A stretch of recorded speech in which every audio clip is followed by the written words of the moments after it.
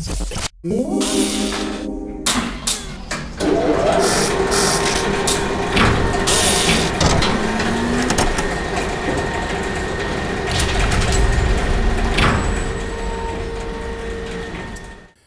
name is Steve Bears. I am President and Executive Director of the Memphis BIoworks Foundation and Board Chair of Innova, an early stage fund here in Memphis, Tennessee. Memphis BIoworks is a nonprofit organization here in Memphis which focuses on economic development and education and urban revitalization, leveraging the biosciences that we have in the community. BIoworks is located downtown in the medical center, right in the center of kind of and in between the St. Jude Children's Research Hospital, adjacent to the University of Tennessee Health Science Center, and next to the Med and the University Hospital. And right in that campus we have the research park, and right in the center of that campus we have our incubator. And all of those programs, whether they're life science activities, are right there. We have Innova right there, we have TechWorks right there, we have service labs and a whole host of kind of a mosaic of the life science community right in that center. What strikes me as exciting about Memphis and about the downtown is the opportunity. We have so much potential, so many resources, so many assets, and BIoworks is really about stitching those assets together and filling in the gaps that aren't there. That's what led to the formation of Innova. We desperately needed a good, strong, technology-based early-stage seed fund. It didn't exist, so we formed it, initially capitalized it, and have grown it since 2007. Our organization has really focused all the companies into the Innova program, and so they're all part of the portfolio companies. We had been working with companies as BIoworks long before we formed Innova. Innova was the next step, but now we've integrated them into the Innova program, and then they're obviously sitting within our incubator. For example, Cirquest Labs that we talked about earlier is a perfect example, or Biopeptides, which is a company that's very early phased, coming out of the UT Health Science Center in the infectious disease sector, or Vaccint is another example where Jim Dale's technology for Streptococcus A vaccine is now being implemented and put into a phase 1 clinical trial. The AgBio initiative is really unique. It's one that most don't quite see, but this community has a long history of it, where product was grown in the farmland, brought into Memphis, and used as the center of commercial ventures all over the world. Cotton being an example that everybody's familiar with. As a matter of fact, this building that we're sitting in this empty warehouse, used to be an old cotton warehouse. All right, so the question is, how do we take advantage of other products as we go to replace oil as a raw material and find products and raw materials that could be used in lieu of oil? That's what AgBio is all about. It takes advantage of the farmland that surrounds the community. It takes advantage of the industrial assets that we have, specifically the chemical infrastructure that's here in the community, and obviously leverages the logistics that we are already well known for. So we have adaptive reuse of technology, we have the ability to ship it, and the ability to grow the raw material, which gives us a competitive advantage internationally. The biologistics is the same thing. We have a hub that is unique, that has special handling capacity. That gives us the ability to compete in the emerging area of personal medicine, where tissues come in and are tested, or samples are manufactured for the individual's specific genome or specific needs.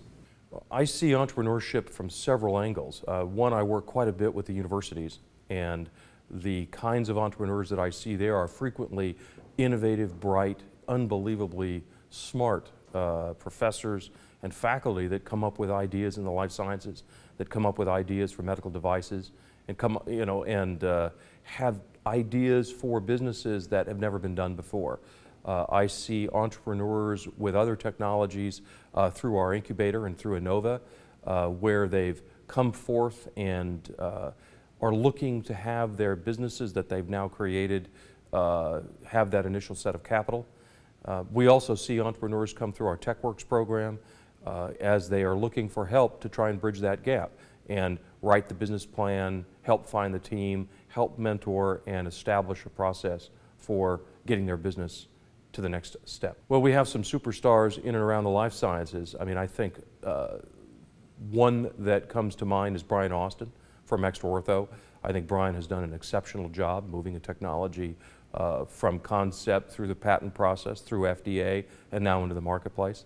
I see organizations that, like Lisa Jennings at the University of Tennessee, where she created a service lab called SurQuest Labs, and in a very short time has moved from concept to initial startup to first contracts, and now delivering 2 first contracts to those. We see entrepreneurs like Dick Tarr, who have come forth out of the corporate community and started nonprofits to create research institutes and that are changing the way we do orthopedic research in the community. We started BIoworks in 2001. I had a great board that asked us to see how the biosciences could really be a change agent and an opportunity for growth here in the community. I was in a corporate setting and came and was the first employee and have been with it since 2001. What strikes me as exciting about Memphis and about the downtown is the opportunity. We have so much potential, so many resources, so many assets, and BIoworks is really about stitching those assets together and filling in the gaps that aren't there. That's what led to the formation of Innova. We desperately needed a good, strong, technology-based early-stage seed fund. It didn't exist, so we formed it, initially capitalized it, and have grown it since 2007. Well, as I said, I'm very excited to see some of the portfolio companies that are going on inside of Innova look like they're very promising. Cogenics, Vaccent, and Extra Ortho look like they're sitting in markets that are dramatic. They have very fast growth rates. They've hit the market at the right time. I think they have a tremendous potential and could be the next Medtronic or Smith & Nephew in the community. On the other hand, the whole bioscience technology is transforming the community, and it's transforming not just in the life sciences and the traditional biomedical space, but in the biomass area. And I think that the underlying opportunity is in biomass and some of the chemical production around, or taking advantage of some of the farmland that we have in this community. It's a very unique asset, and I think those companies are yet to form or yet to really break out. I think opportunities in biologistics are dramatic. Here we have a transition towards personalized medicine, and we're sitting here on a place that ought to own it, ought to be the leader in that area, and I think those companies have yet to form and yet to really break out as well. The biosciences represents probably the most dramatic opportunity to grow this community of all the sectors that we're dealing with, and the opportunities lie in the 3 sectors of biomedical, biologistics, and industrial biotechnology. Those areas all represent places where Memphis has a competitive advantage and a competitive right to exist. The challenge that we have is, how do you put those dots together? How do you stitch the team to make sure that we're taking advantage of what we have and growing new businesses that really become the entrepreneurship centers? We have found the Chamber to be critical to that. We have found the Memphis Tomorrow and other organizations that are supporting it to be critical. We've found our political leadership very supportive, from the City Council to the County Commission to the state, all the way to our federal delegation. The success of the whole bioscience initiative can't be done by any one organization. It's going to be done by a community. And that's really the role that the BIoworks Foundation plays, and that is working together to stitch that and align those assets so that we really can become a mainstream player in this sector.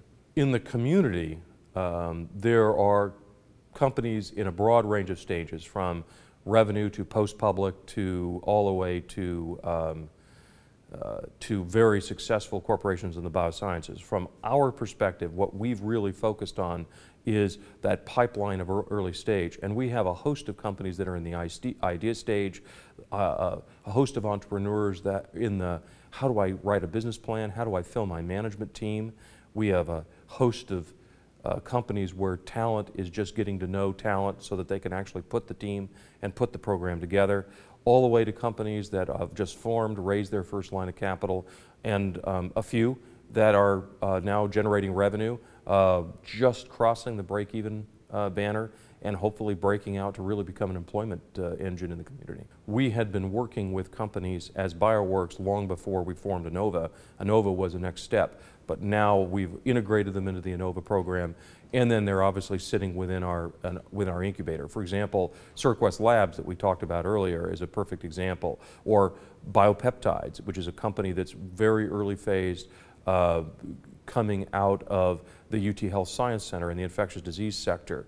Or Vaccint is another example where Jim Dale's technology for Streptococcus A vaccine is now being implemented and put into a phase 1 clinical trial.